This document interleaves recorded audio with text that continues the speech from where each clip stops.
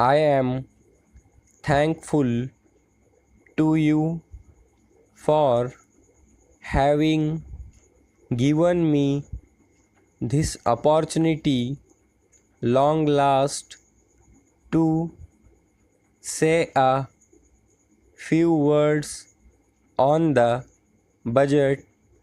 Already much has been said, and I think the finance minister has come in for his share of congratulations as well as criticisms, so there is not very much to say, but I should like to say a few words. The increased development expenditure and the absence of any new taxation has earned for the budget a good response even from the businessmen. I especially welcome the relief given to the middle classes by raising the exemption limit of income tax in respect of personal income. No doubt this is some relief to the middle classes, but I would request the finance minister if he could to raise this exemption limit from rupees 4,000 to rupees 6,000, as that would give substantial relief to the middle classes. I am indeed glad that the Taxation Enquiry Commission has been appointed with Dr. John Mathai as the chairman, and I am sure that many of the vexed problems may be solved through this commission.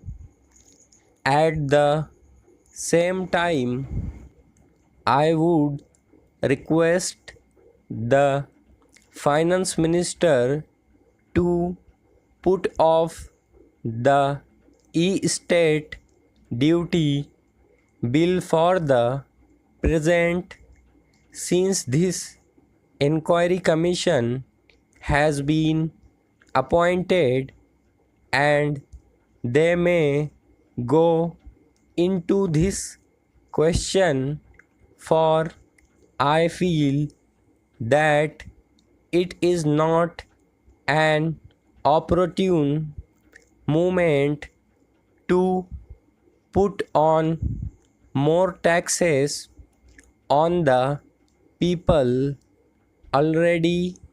As Mr. Gadgil has pointed out, there are so many taxes on the people.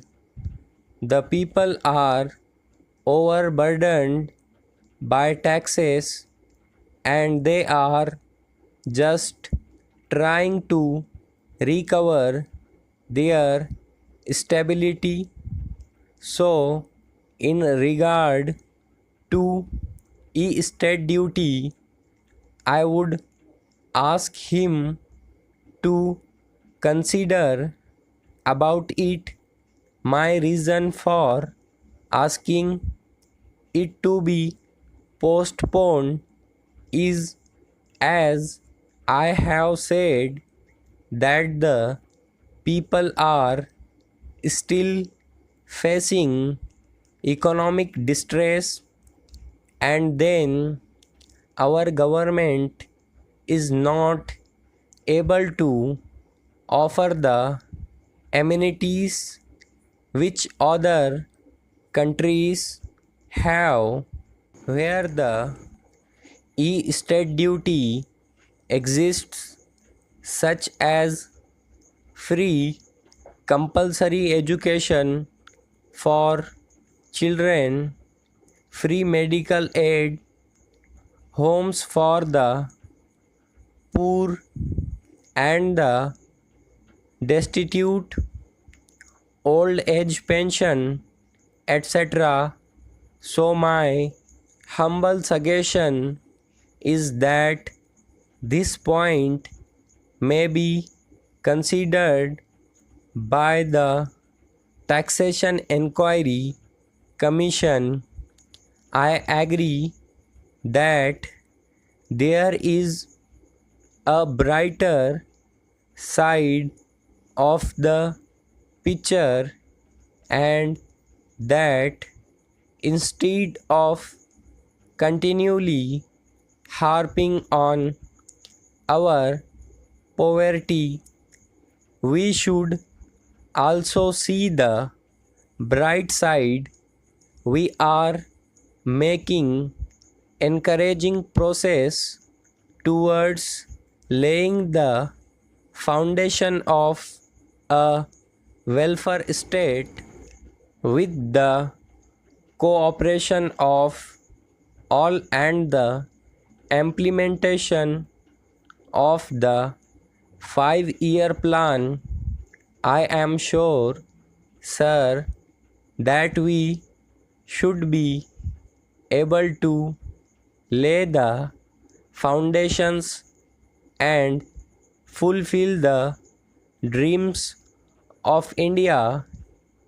It is indeed encouraging to know from the finance minister that there is a tendency of lowering food prices all over the world, and in that case the prices in our country too would be lowered.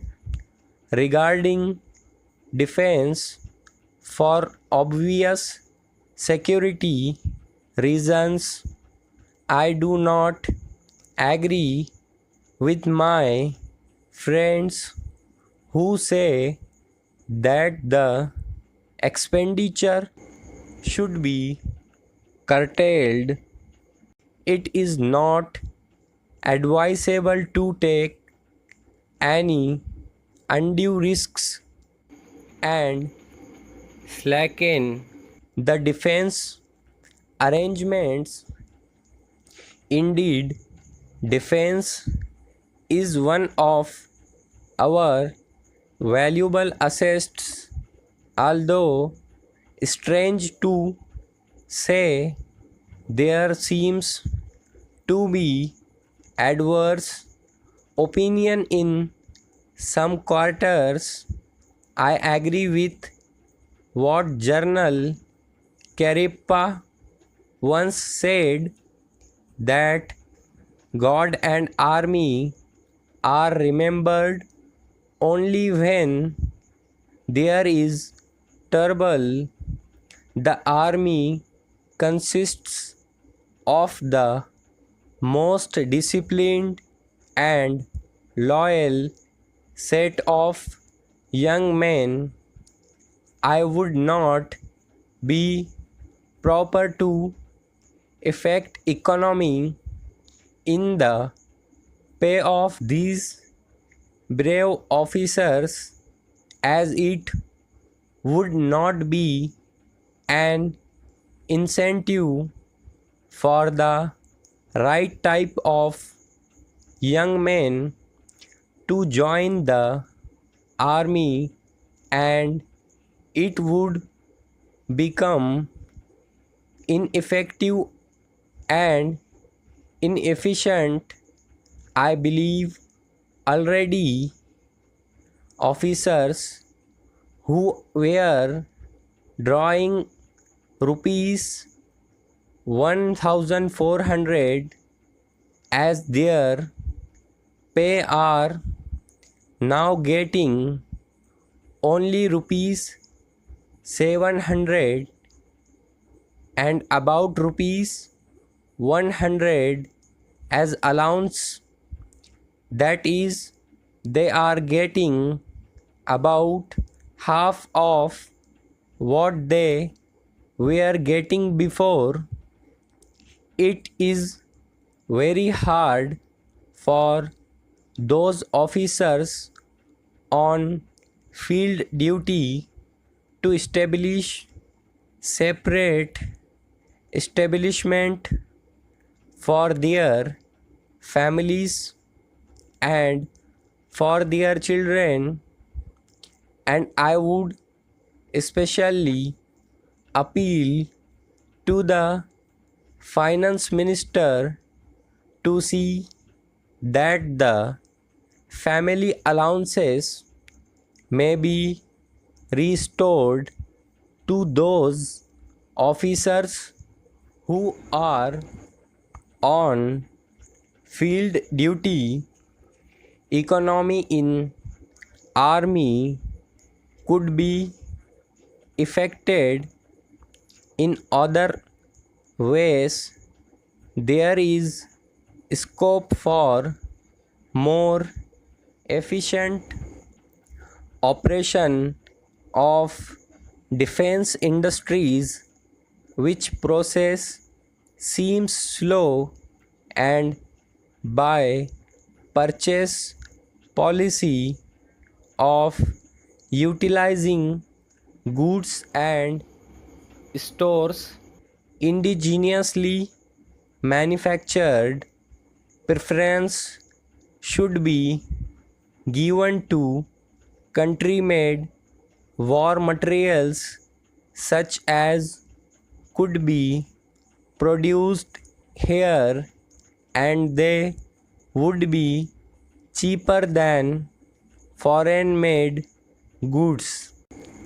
I may also suggest that the armed forces who are not on field service or under any operational commitments could be utilized for giving military training to the youths in schools and colleges, which would teach discipline and loyalty. The university authorities should make military training as part of their compulsory education, just as they have adopt social, domestic, and political sciences. The National Cadet Corps is already inculcating military training in some universities such as Bombay and Calcutta, but if military training is made compulsory for our university students, it will go a long way.